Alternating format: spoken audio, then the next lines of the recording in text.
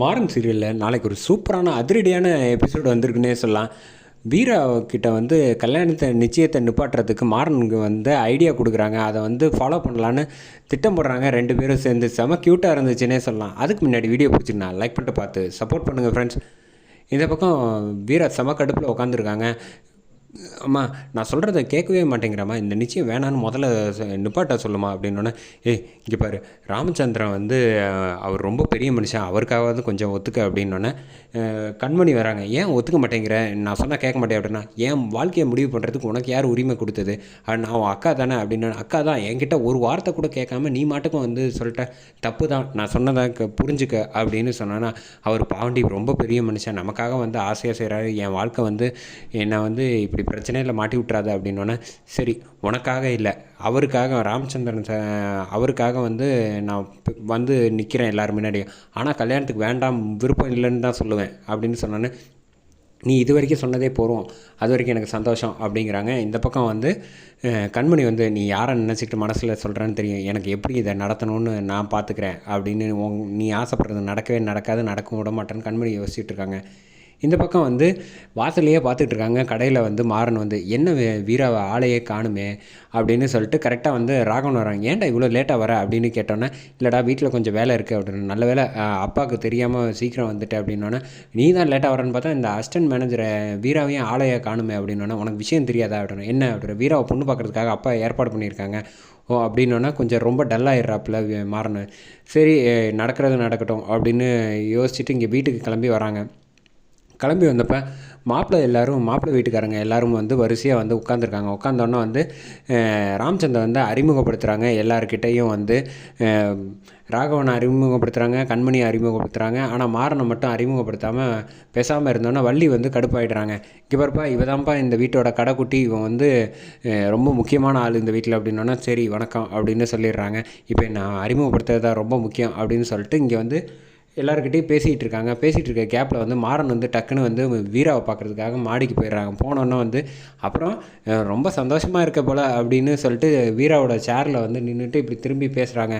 டக்குன்னு வந்து வீரா எழுந்திரிக்காங்க. நான் சந்தோஷமாக இருக்கேன்னு உனக்கு தெரியுமா, ஏன் இப்படி என்னை வெறுப்பேற்றிக்கிட்டு இருக்க அப்படின்னு. அதான் பார்த்தாலே தெரியுது, அலங்காரம்லாம் பண்ணி ரொம்ப அழகாக ரெடி ஆகி இருக்க அப்படின்னு சொன்னோன்னே, இந்த பாரு கையை தூக்கி வீராக்கு, நானே செம கடுப்பில் என் விருப்பம் இல்லாமல் நடந்துக்கிட்டு இருக்குன்னு கடுப்பில் இருக்கேன். ஓ உனக்கு இது பிடிக்கலையா அப்படின்னோடனே அப்புறம் நடந்த எல்லா விஷயத்தையும் வந்து சொல்கிறாங்க. அப்பாடா, நான் கூட ரொம்ப வந்து உன்னை வந்து மனசு மாறிட்டியோன்னு நினச்சி பயந்துகிட்டு இருந்தேன். அப்போ எனக்கு ஒரு சான்ஸ் இருக்குது. நீ என்ன, நான் எவ்வளோ சீரியஸாக பயந்துக்கிட்டு இருக்கேன், நீ என்னடா ஜாலியாக நான் கஷ்டப்படுறத பார்த்தா உனக்கு சிரிப்பாக இருக்கா அப்படின்னு.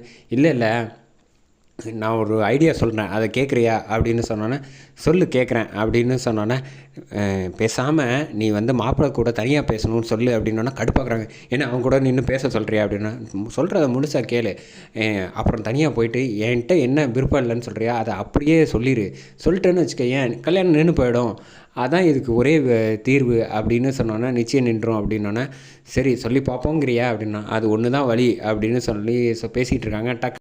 வீரா நான் ஒன்று சொல்லட்டுமா அப்படின்னு. என்ன அப்படின்னு. சும்மா சொல்லக்கூடாது, இந்த சாரியில் வந்து நீ ரொம்ப அழகாக இருக்க அப்படின்னோடனே, எனக்காகவே நீ ரெடியான மாதிரியே இருக்கு அப்படின்னு சொல்லிட்டு சேரில் கை வச்சு ரொமான்டிக்காக பேசிகிட்டு இருக்காப்புல. நான் என்ன விஷயமா பதட்டத்தில் இருக்கேன், நீ என்ன கிண்டல் பண்ணிக்கிட்டு இருக்கியா அப்படின்னு வீரா கோவப்படுறாங்க. அந்த சமயத்தில் கரெக்டாக கண்மணி வந்துடுறாங்க. அது ஒன்றும் இல்லை, நீ சும்மா தான் பேசிகிட்டு இருந்தான் அப்படின்னு சொல்லிட்டு வீராவை அழைச்சிட்டு போயிடுறாங்க. அழைச்சிட்டு போனோன்னா வந்து காஃபி இதெல்லாம் கொடுக்க வைக்கிறாங்க.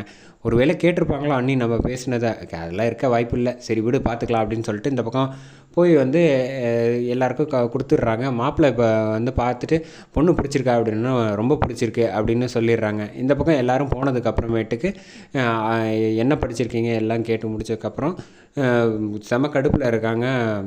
மாறன் வந்து தனியாக போய் நின்றுட்டு, ஆமாம் என்னடா இவ்வளோ கோவமாக இருக்க அப்படின்னு வள்ளி வந்து கேட்குறாங்க. அது ஒன்றும் இல்லை, என்னை பிடிக்கலன்னு சொன்னால அந்த பொண்ணு, அதுக்குள்ளே வந்து பொண்ணு பார்த்துட்டு போயிட்டாங்க, அவளுக்கும் அதில் விருப்பம் இல்லை தான் அப்படின்னோன்னே, அதெல்லாம் இருக்க வாய்ப்பு இல்லைடா, அந்த பொண்ணு தெரிஞ்சு தான் வந்து மாப்பிள்ளை பார்க்க சம்மதம் சொல்லியிருக்கோம் அப்படின்னு சொன்னோன்னே, தேவையில்லாமல் என்னை வந்து கோவப்படுத்தாத, நானே ஏற்கனவே செம டென்ஷனில் இருக்கேன் அப்படிங்கிறாங்க. இந்த பக்கம் வந்து வீராக்கு நகையிலேருந்து எல்லா விஷயங்களும் வந்து மாட்டி விட்டுக்கிட்டு இருக்கப்போ வந்து வீரா வந்து அடுத்தவங்க வீட்டு நகையெல்லாம் நம்ம போட்டுக்கூடாது, ரொம்ப தப்பு அப்படின்னு அதெல்லாம் சொல்லிகிட்டு இருக்காங்க. அதை எல்லாத்தையும் வந்து வள்ளி வந்து கேட்டுட்டு, எவ்வளோ நல்ல பொண்ணாக இருக்கா, அப்படின்னு வந்து வீராவுக்கு வந்து நல்ல பொண்ணு அப்படின்னு வந்து புரிஞ்சுக்கிறாங்க. நம்ம தான் தப்பாக நினச்சிட்டோம் அப்படின்னு வள்ளி புரிஞ்சுக்கிட்டு இந்த பக்கம் மாறன் கிட்ட பேசுகிறப்போ வந்து ஒரு செகண்ட் யோசிக்கிறாங்க. வேண்டாம், அந்த பொண்ணு தான் வந்து உன்னை விருப்பம் இல்லைன்னு சொல்லிடுச்சு இல்லடா, வேற ஒரு பொண்ணு பார்க்கட்டுமா அப்படின்னா, தயவு செஞ்சு நீ கொஞ்சம் பேசாமல் போ அப்படின்னு சொல்லிடுறாங்க. இந்த பக்கம் வந்து வீட்டுக்கு வந்தோடனே வீரா வந்து அவங்க அம்மா வந்து கண்ணாப்பண்ணான்னு திட்டுறாங்க. என்ன நினச்சிக்கிட்டு இருக்க, நான்லாம் இந்த கல்யாணத்தில் விருப்பமே கிடையாது, பிருந்தாவும் மாப்பிள்ளை சூப்பராக இருக்கா, கல்யாணம் பண்ணிக்க, அப்படி வேணா நீயே பண்ணிக்க வேண்டியதான் அப்படிங்கிறாங்க. இதாம்மா கடைசி தடவையாக சொல்கிறேன், கண்மணிக்காக உனக்காக ராமச்சந்திரக்காகலாம் கல்யாணம் பண்ணிக்க முடியாது, எனக்கு இஷ்டம் இல்லை அப்படின்னு அதிரடியாக சொல்கிறாங்க. அதோட முடியுது.